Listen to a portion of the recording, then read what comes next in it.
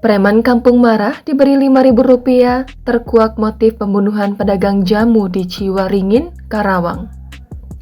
Polisi akhirnya mengungkap kasus pembunuhan terhadap pemilik kios jamu berinisial F, 36 tahun, di Dusun Selang 2, Desa Ciwaringin, Kecamatan Lemah Habang.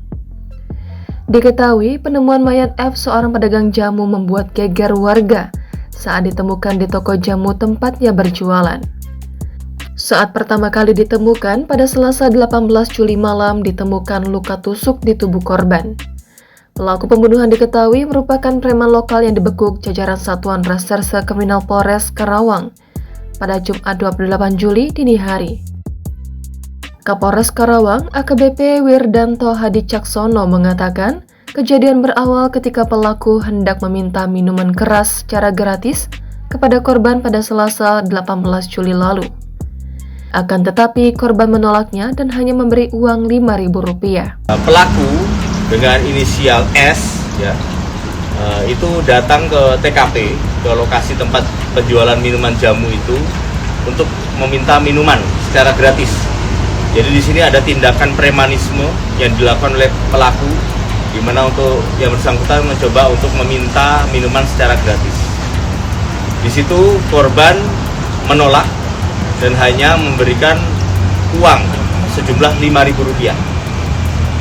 Disitulah akhirnya pelaku merasa sakit hati bahwa korban ternyata tidak menyanggupi atau tidak mengindahkan harapan dari pelaku yang meminta minuman keras. Wirdanto menerangkan korban tewas ditusuk menggunakan pecahan botol jamu.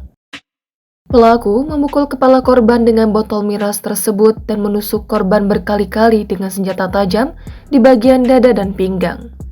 Korban akhirnya jatuh bersimbah darah dan mengalami luka berat sementara pelaku melarikan diri. Kemudian pada saat itu masyarakat akhirnya mencoba untuk menolong korban, namun pada saat perjalanan akhirnya tidak dapat tertolong dan meninggal dunia di puskesmas terdekat. Polisi kemudian melakukan olah tempat kejadian perkara dan melakukan penyelidikan untuk memburu pelaku. Namun pelaku sulit ditangkap karena berpindah-pindah tempat. Tapi selang 10 hari setelah peristiwa terjadi, pembunuh tukang jamu sekaligus penjual miras itu akhirnya berhasil ditangkap. Dia juga dilumpuhkan petugas dengan timah panas yang menembus kedua betisnya karena melakukan perlawanan. Namun alhamdulillah tadi pagi sekitar pukul 02.00 tim Sangga Buana berhasil melakukan penangkapan terhadap pelaku di sebuah rumah yaitu di daerah Kecamatan Batu Jaya.